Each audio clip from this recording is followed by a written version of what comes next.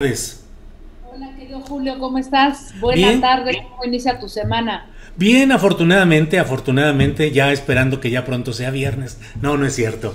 Bien, bien todo. Tú, Jacaranda. Todos estamos esperando que sea viernes, Sí, sí, Julio, no sí. te preocupes, ¿eh? Sí, Y sí, sí. con tantas cosas que tenemos encima, bueno, me dio mucha risa que dices que les muevo las neuronas y todo Sí, eso. pues cómo no. Ya me imaginaba yo así haciendo un acto acá de psicomagia o una cosa así. Así es que Este, dinos hoy de qué nos vas a hablar, Jacaranda, por favor. Bueno, pues mira, más bien de un tema que a mí es a que me ha movido mucho las neuronas, me imagino que como a muchas personas más, Ujú. porque bueno, pues estamos a unos días, como sabes, Julio, bueno, no unos días, ya a unos meses de que se lleve a cabo otro proceso, ¿no? Otro proceso llamado democracia participativa, ¿no? Que es la consulta para ciudadana para enjuiciar a los expresidentes, ¿no? Y conocer la opinión los ciudadanos para saber si quieren pues que se enjuicie o no a diversos mandatarios del pasado. Y en ese sentido quisiera tener como dos niveles de reflexión, Julio, porque lo primero tiene que ver con el asunto técnico, ¿no? Es decir, el Ujú. número de votantes que se necesitan, lo que esto implicaría, cómo se va a organizar, etcétera. Y la segunda, que es lo más complejo, me parece, es en el terreno de lo político y de lo social, ¿no?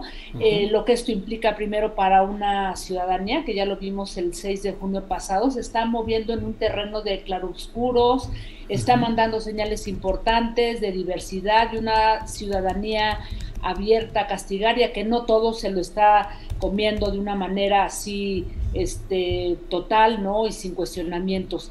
Y en lo político, Julio, bueno, pues lo que esta consulta le puede beneficiar o perjudicar al gobierno de Andrés Manuel López Obrador. Así es que, mira, rápidamente en el terreno técnico, Ujú. esta consulta que sabemos que va a ser el INE, por ahí estaba yo leyendo, se va a instalar 50,000, lo que llaman mesas receptoras de opinión, en donde se van a recibir pues los votos a favor o en contra. 50,000 mesas receptoras, que son poquitas comparándola con las 162,000 casillas que hubo el pasado 6 de junio. Sin embargo, bueno, es un proceso inédito, es la primera vez que lo va a organizar el INE, no hay ningún antecedente. Lo que sí es importante y se ha dejado claro es que se necesita por lo menos el 35% del listado nominal, es decir, unos 37,5 millones de votantes, ¿no?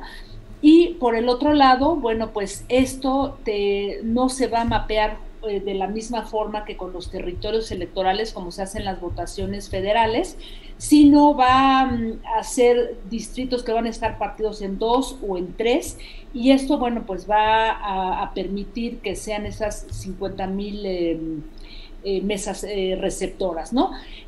No se puede hacer propaganda por parte de ningún partido político y tampoco el presidente desde la mañanera puede hacer llamados a que la gente vote o no vote, ¿no? Ujú. Entonces, digamos que esto en términos técnicos, recordemos que la pregunta que inicialmente se había propuesto fue modificada por la Suprema Corte de Justicia, y la pregunta quedará como: ¿estás de acuerdo en que se lleven a cabo acciones con apego al marco legal para esclarecer las decisiones políticas tomadas en el pasado por los actores políticos y garantizar la justicia y derechos de las posibles víctimas?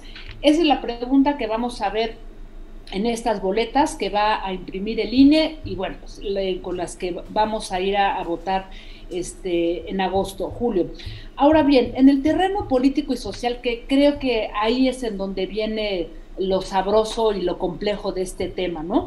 Eh, Vamos a ver cuál va a ser el resultado de este ejercicio que el presidente llama de democracia participativa, no de democracia formal, ¿no? Esto refiriéndose al voto electoral, aunque yo ahí tengo mis asegúnes, porque la democracia participativa para mí pasa por muchos otros terrenos, pero bueno, él llama que este es un primer ejercicio de democracia participativa. ¿Qué va a pasar cuando el mismo presidente lo acaba de decir hace algunos días, ya lo había dicho a principios de este año, que él votará por el no? porque él cree en la política del punto final y que no está dispuesto a mirar hacia atrás, ¿no? No está de acuerdo, como él lo ha dicho, en el tema de las persecuciones políticas. Pero aquí se dan muchas preguntas, Julio, porque si bien sabemos que el presidente teje de manera muy fina, es muy hábil, ciertamente está intentando todo el tiempo de hacer esta separación de los poderes, ¿no? De no interferir en ciertas cosas y sobre todo de no sumar a pues algo tan complejo como puede ser el juicio a un expresidente. Pues la pregunta es ¿cómo lo va a tomar la ciudadanía cuando el presidente dice yo no voy a votar, yo no estoy de acuerdo, yo soy partidario de la política del punto final? Entonces la ciudadanía expuesta a una política presidencialista, ¿no? Va a decir, bueno, entonces ¿para qué voto si el presidente dice que no? Esto es una broma, esto es un simulacro, o sea, ¿qué va a pasar ahí? Y yo creo que este doble mensaje puede ser muy riesgoso en estos tiempos. Más riesgoso también para una oposición, como lo hemos visto, hueca de propuestas y solamente perfilada a atacar al gobierno de Andrés Manuel López Obrador, que ya empieza por ahí con algunos columnistas, con algunos mensajes llamando a no votar para no seguirle el juego al presidente, por lo que dicen será un ejercicio de propaganda a su favor, ¿no? Y entonces aquí vamos a ver dos cosas, Julio, que serán otro golpeteo, otra serie de mensajes encontrados de aquí a los primeros días de agosto, cuando se lleve a cabo esta consulta.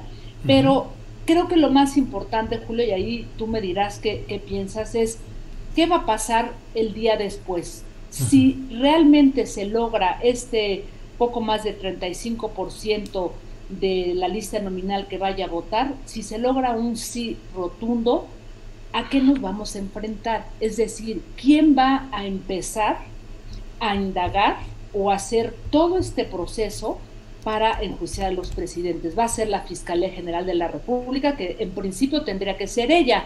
¿Va a ser la UIF? O sea, ¿cuál va a ser el papel del Congreso? En fin, yo creo que quedan muchas preguntas en el aire, Julio, y más que hacer un llamado a votar masivamente, creo que tendríamos que perfilarnos en preguntarnos quiénes van a ser las instituciones encargadas de darle seguimiento a la exigencia ciudadana de decir, sí, queremos que se enjuicien a estos presidentes, Julio. Así es que no sé cómo lo ves, pero creo que hay muchísimas preguntas todavía sobre el aire y quiénes son, pues digamos que los actores involucrados en el día después, Julio.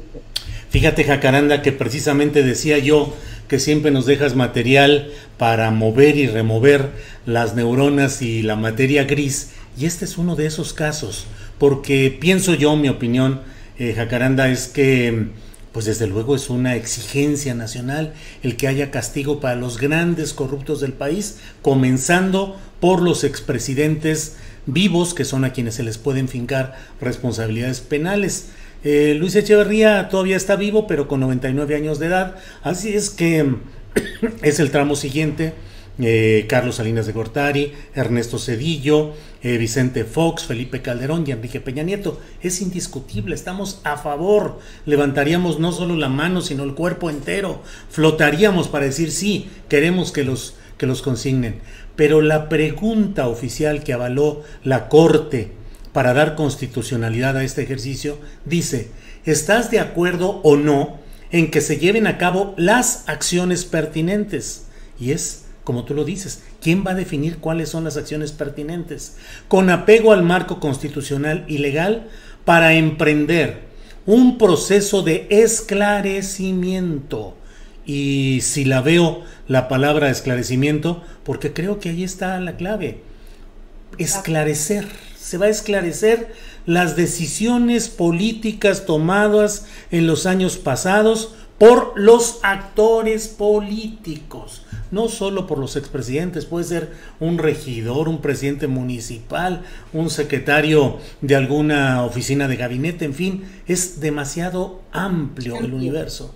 Todo esto encaminado a garantizar la justicia y los derechos de las posibles víctimas. En términos jurídicos, Jacaranda, es un mundo demasiado amplio, amplísimo.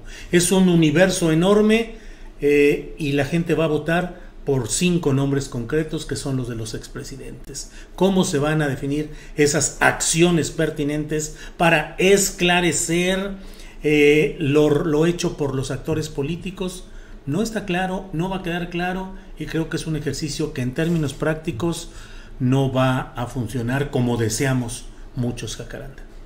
Así es, y lo que va a suceder, Julio, es que va a ser otra vez un arma de disputa en la arena política por parte de la oposición, Julio, al decir, ya ven, esto es un juego, esto es una farsa, el presidente juega con la ciudadanía. Entonces, por eso yo decía que si esto va a jugar a favor o en contra de este gobierno, ¿no? Porque como tú dices, hay muchísimas preguntas, es una pregunta muy abierta, ciertamente, pero ¿a quién va a beneficiar todo esto, no, Julio? Así es que vamos a esperar y veamos en el curso de estos meses quién levanta la mano y dice, por aquí vamos a empezar, ¿no? Porque todavía sí, esto es muy, muy abierto y muy ambiguo, Julio. Así es. Jacaranda, pues como siempre, muchas gracias por tu participación, por tu opinión. Gracias a Jacaranda Correa, la removedora de neuronas. Gracias, Jacaranda. Eso sí ya me dio risa, la removedora. Así, un licuado de neuronas. Gracias, Jacaranda. Muchas gracias, querido Julio. Hasta luego. Hasta pronto.